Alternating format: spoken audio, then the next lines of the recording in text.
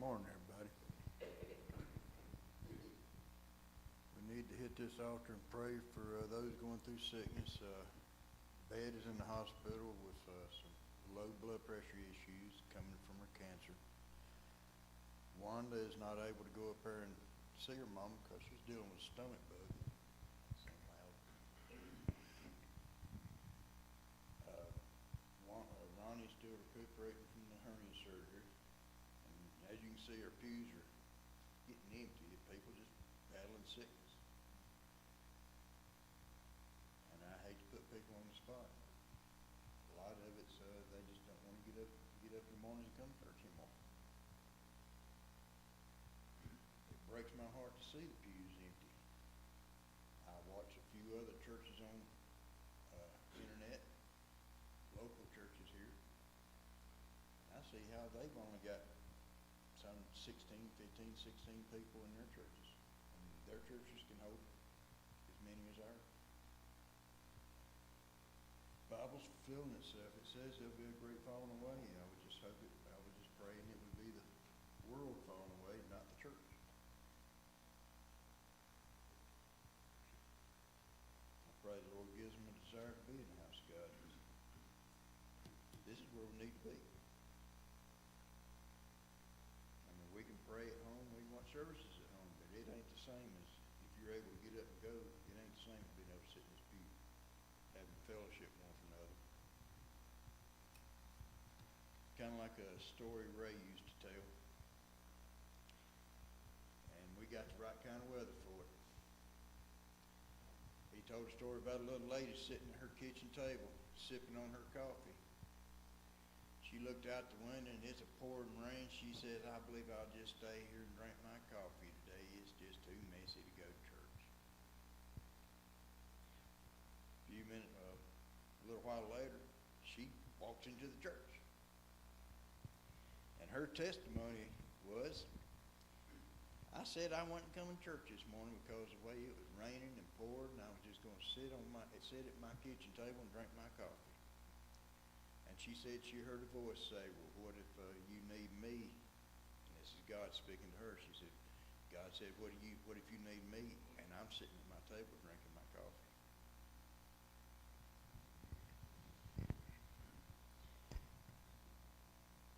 We need to go ahead and pray for our prayer list.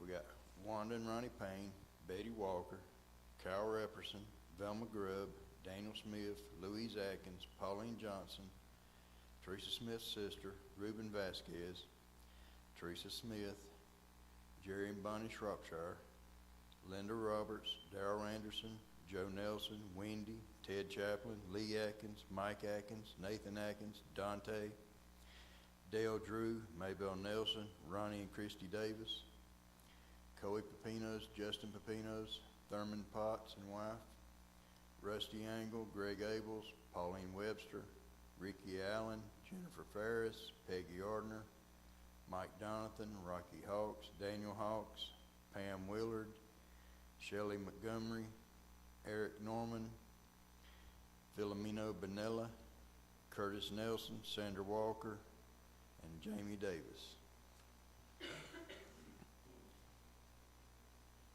And like I said earlier, I know a lot of people's not coming because of sickness. Corbin last week, he had the flu and running fever 104. I'm praying that he's on the mend now. I'm hoping he's getting better and praying he's getting better.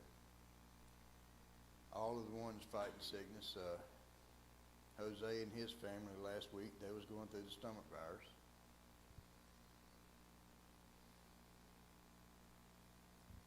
Pray for Brother Larry.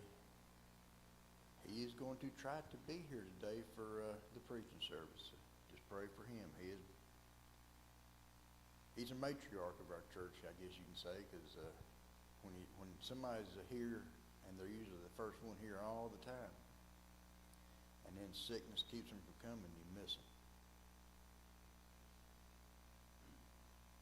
Just pray for him. Just pray for all of our churches, not just this church, but the churches in the community, the churches up in town, all over the places. It's not just our church that people are just not coming anymore. It's everywhere. I made a joke with Michael there a little while ago. I said I was considering putting in a request with the Lord for a pallet of gopher wood. Y'all get that one later. We're going to gather around the altar and pray for all these requests. Is there any outspoken requests?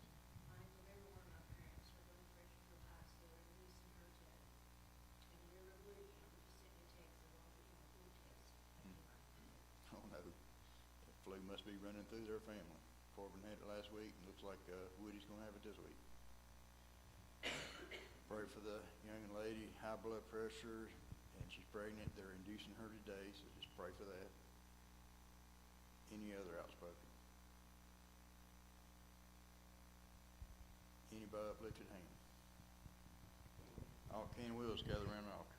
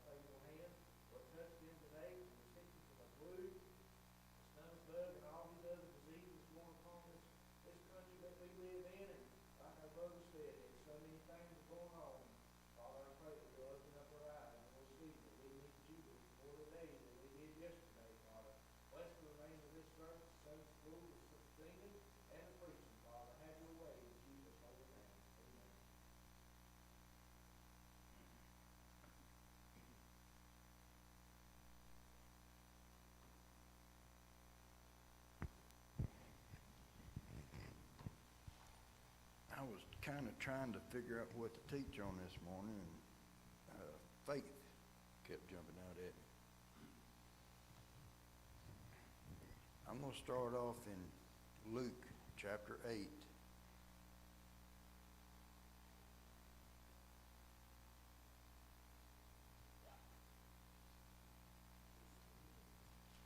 Yes, Luke chapter 8, verse 42. I'm going to start at verse 40.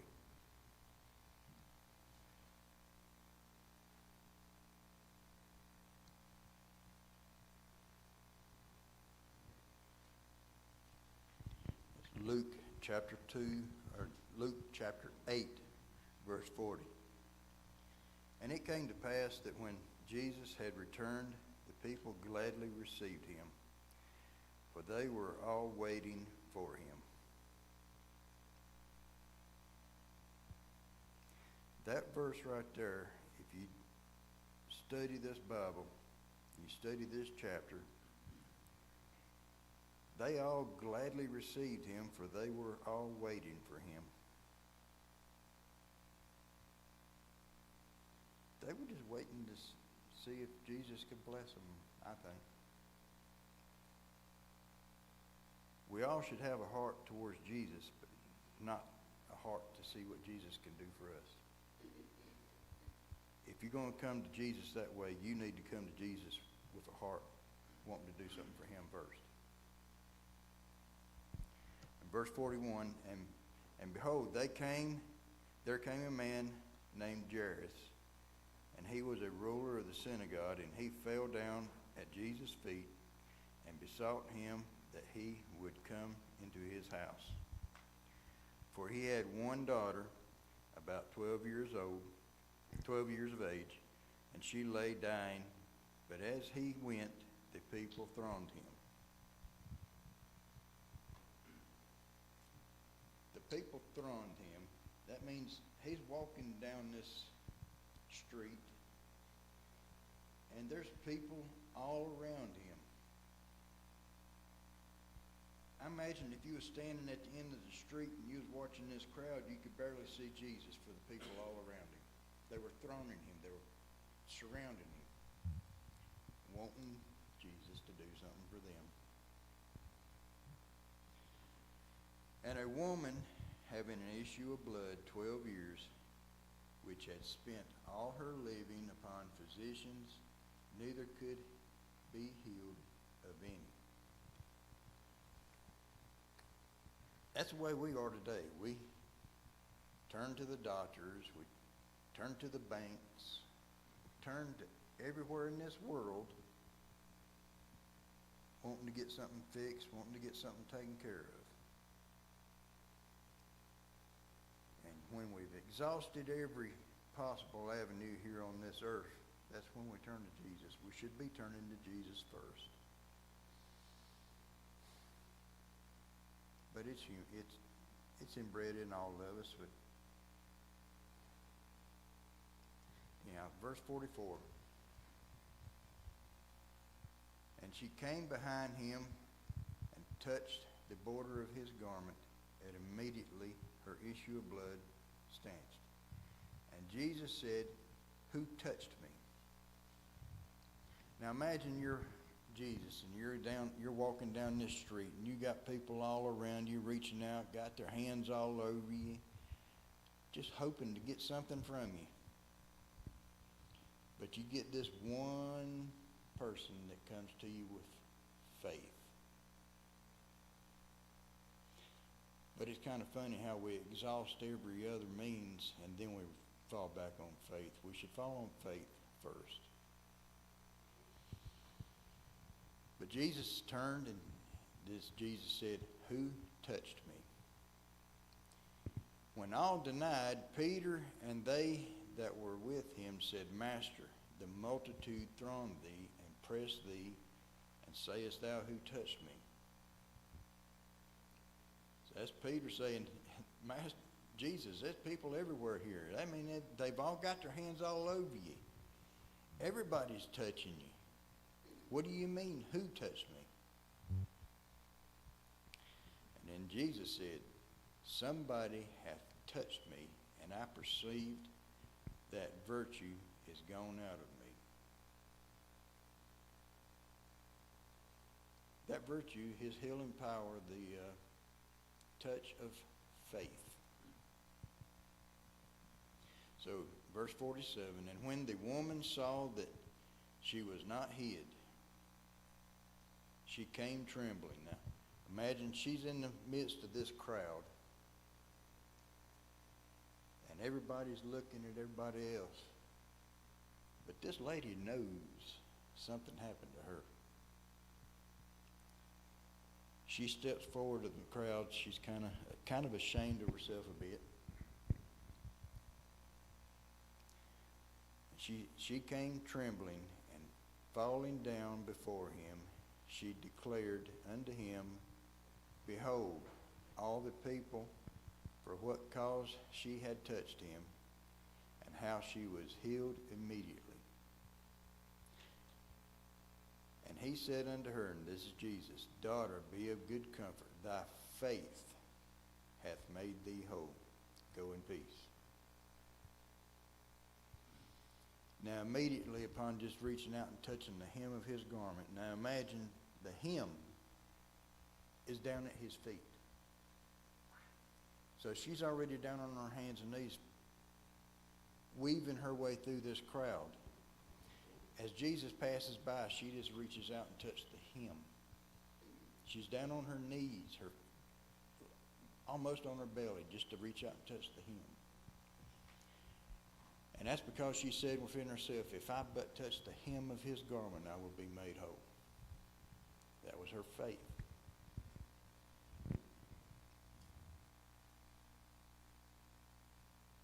If the church had just a little touch of faith like this woman did, the pews would be full.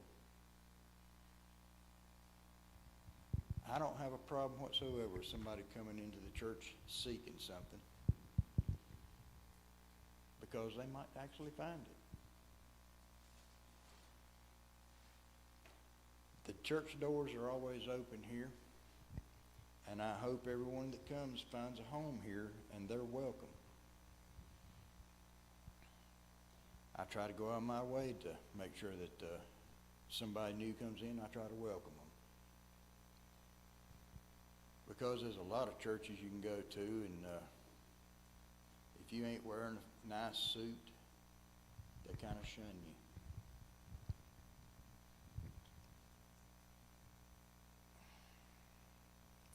There's a story I posted on my Facebook recently about a man went to a church.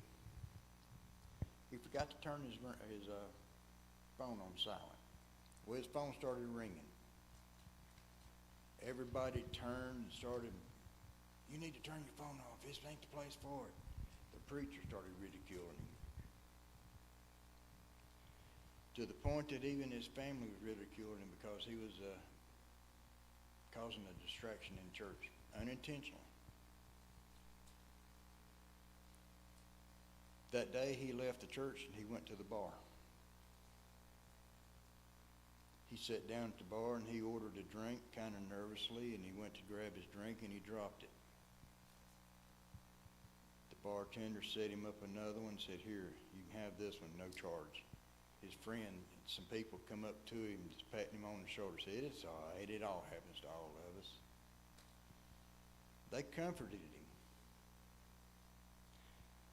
And in that story, that man still goes to that bar. Never went to church again, but he never stopped going to that bar because they received him. We need to be receiving people the same. We need to be receiving people more so. This is supposed to be a place of love. Just like this book right here. This book is our love letter. This book is a living word. It says so in John 1:1, where it says, "In the beginning was the Word, and the Word was with God, and the Word was God." This word is everlasting, and it is fulfilling itself.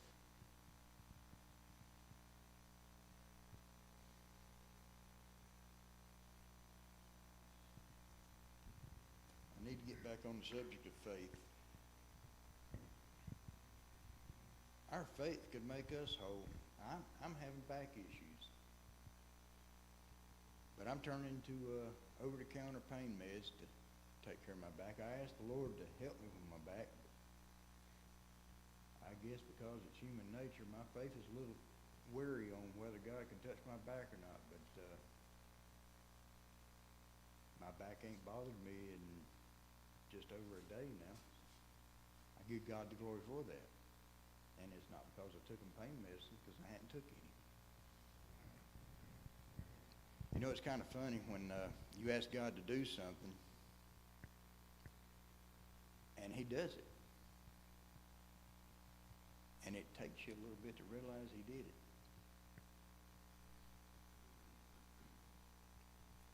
I mean, I'm just now realizing my back ain't bothered me, and I'd recently asked God to touch my back and make me fix my back, and I'm not hurting. Now, it might go out on me when I go out the door. God's giving me strength to stand on my own two legs right now, so I praise Him for it.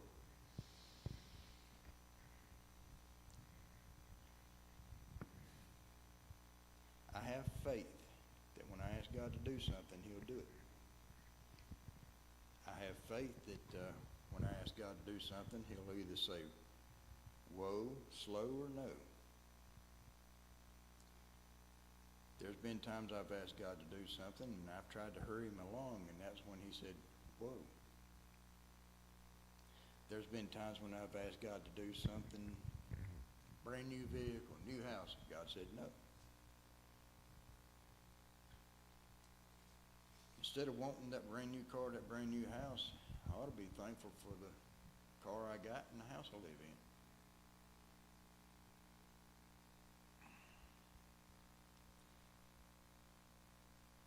And then sometimes He says, "Go." When you ask Him to do something, and He does it.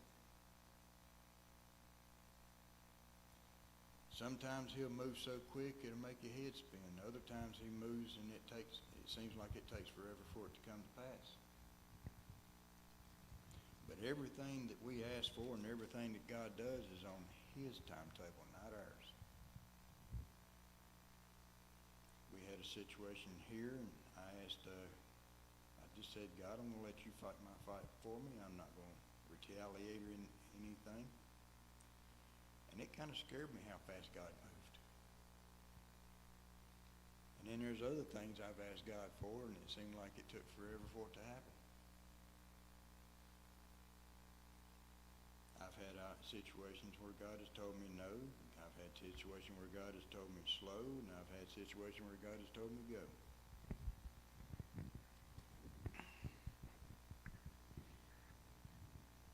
The Bible tells us that faith, the size of a mustard seed, can move mountains.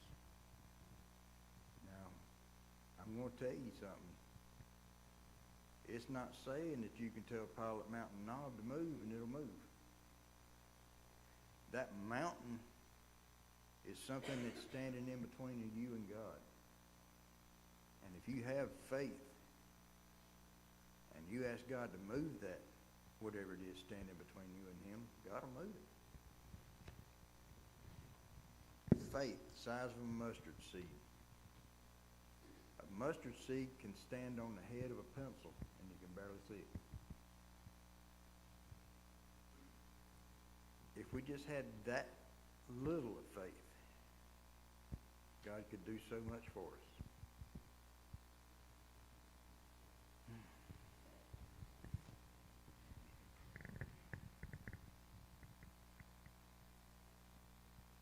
Verse 49. While he yet spake, there cometh one from the ruler of the synagogue house, saying to him, Thy daughter is dead. Trouble not the master. But when Jesus heard it, he answered him, saying, Fear not, believe only, and she shall be made whole. And when he came into the house, he suffered no man to go in, save Peter and James and John and the father and the mother and the maiden. And all wept and bewailed her, but he said, Weep not, she is not dead, but sleepeth. And they laughed him to scorn, knowing that she was dead. And he put them all out, and took her by the hand, and called, saying, Maid, arise. Kind of like when he was standing in the graveyard and he said, Lazarus, arise. He called Lazarus by name. If he hadn't have been holding this little girl's hand when he said, arise, they'd have been dead all over the place getting up. But he was holding this young maid by the hand and saying, arise. And her spirit came again, and she arose straightway, and he commanded to give her meat. And her parents were astonished, but he charged them that they should tell no man what was done. Now, I'm just a dumb old country boy. I just barely know much about this Bible. But I understand where it says, and the Spirit came again, and she arose straightway, and he commanded to give her meat. My understanding from what I know about it is he told them to give her meat because the Bible talks about the nourishment of the body. And it also talks about the nourishment of the soul. But he was telling them to give her nourishment for the body, the meat.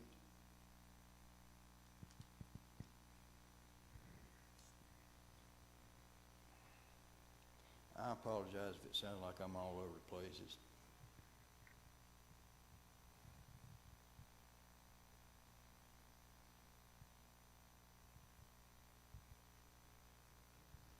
I'm sure I'm not the only one here that has an aching heart that wants to see people come back.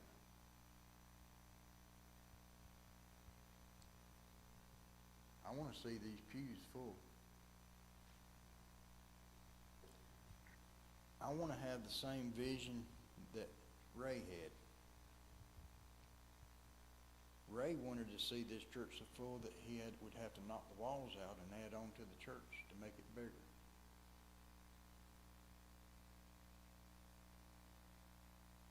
I think we should all have a vision to see the church grow.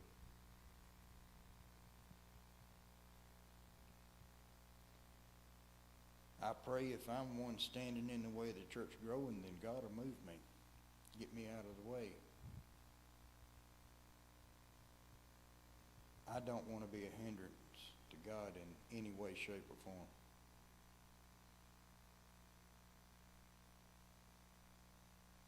But I do pray that God will give not only our people a desire to be back in His house, but that they will have a desire to go tell other people about God and invite them into this house.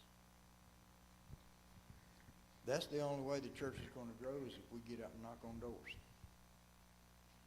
And I'm going to be the first one to say I have failed even in that. I could use the rain for an excuse, but look out there right now, it's not actually raining. There was a short break yesterday that it wasn't raining, but I stayed at home on the couch. I could have got out and knocked on the door. If you're not able to get out and knock on doors, Ray always said, you got a telephone. You can always call somebody.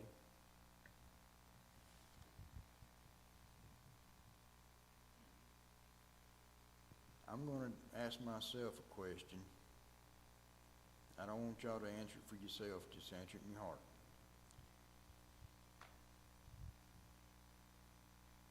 Raise your hand if you've invited somebody to church today or this week.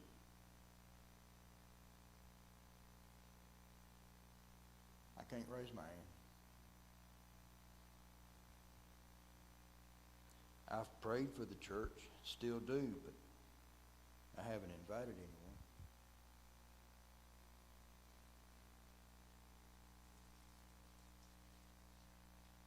Maybe my faith is starting to waver a bit, but I'm going to stay faithful to the church.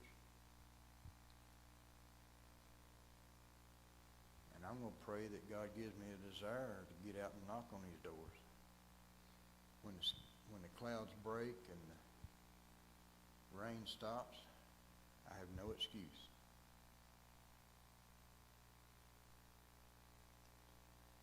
You know, it's funny, at New Year's, people make New Year's resolutions about what they're going to do in the upcoming year.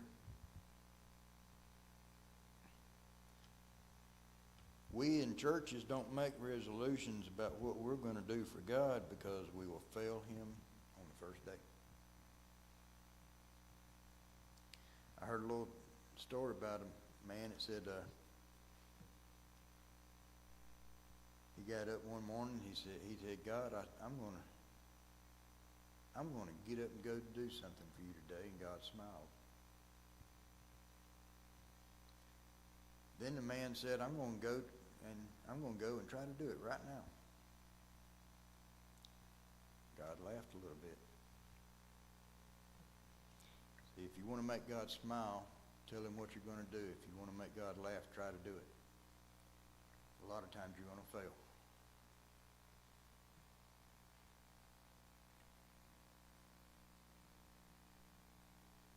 I guess instead of telling God what you're going to do, just get out there and go do it. Kind of like when a preacher gets an opportunity to go preach. He's supposed to be instant in season, out of season. I think that applies to the people in the church too. Instant in season, out of season. You get an opportunity to go tell somebody about God, you better do it. You get an opportunity to go knock on some doors, you better do it. And I guess you can say I'm not preaching, but I'm talking to the choir.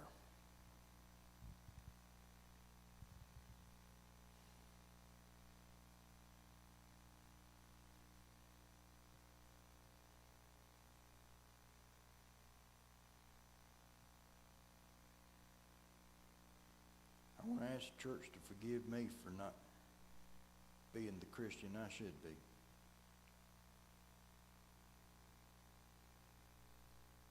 I should go out and visit our church people more. I should go out and knock on doors more.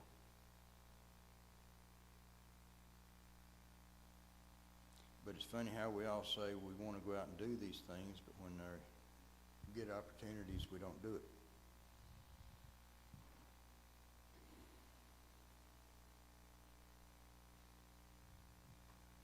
I fail God every day, but He still sees fit to love me. I'll be honest with you, I've come a long ways in a short time, but I'm still not where I fully need to be with God. I don't think none of us can be with God where we need to be with God, especially until the day He calls us home. But in the meantime, we should try to get closer. And I'm going to even be honest with you in there and say I'm not striving as much as I need to be. I'm only opening this Bible up once or twice a week. 3 times if you count the weekend when I try to study on what I got to teach on. And I'm going to be honest with you on that. I didn't get to study that much. Faith was on my heart this morning, and I just opened up and started looking for different subjects about faith. And I've always loved that story about the woman with the issue of blood. She wasn't like the rest of the crowd that was thrown in Jesus. She was the only one coming to Jesus with faith. She had faith that she just but touched the hem of His garment, not even touch His flesh, but the hem of His garment.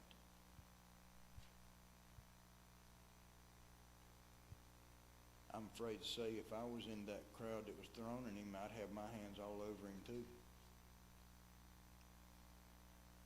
And we'd probably all say the same thing. We just want to see what Jesus could do for us. But like I said earlier, we need to see what we can do for Jesus. And the church is my witness. I'm going to try to strive to do better. I'm going to try to visit more. I'm going to try to knock on doors more.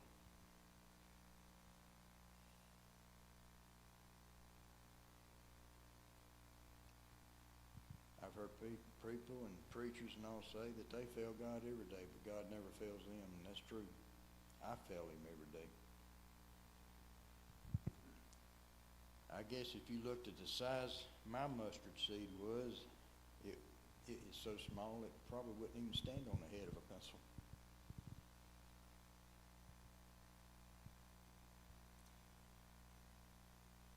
I got to get into this Bible and study it more. If I want my faith to grow, I got to know what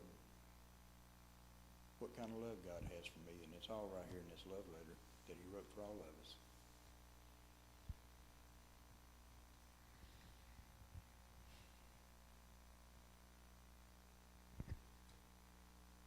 I apologize for it being kind of short. That is all I have. That's what the Lord's given me, and I'm just rambling on if I go any further. And I've said it before when I've heard preachers, and you could tell when the Spirit leads them and they keep on going, they're no longer in the Spirit, they're in their self.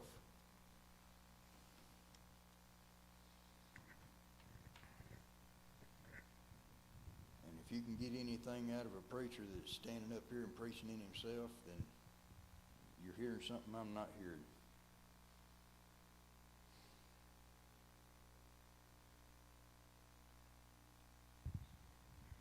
Brother Larry, good to have you back with us. Will you dismiss us? Dismiss.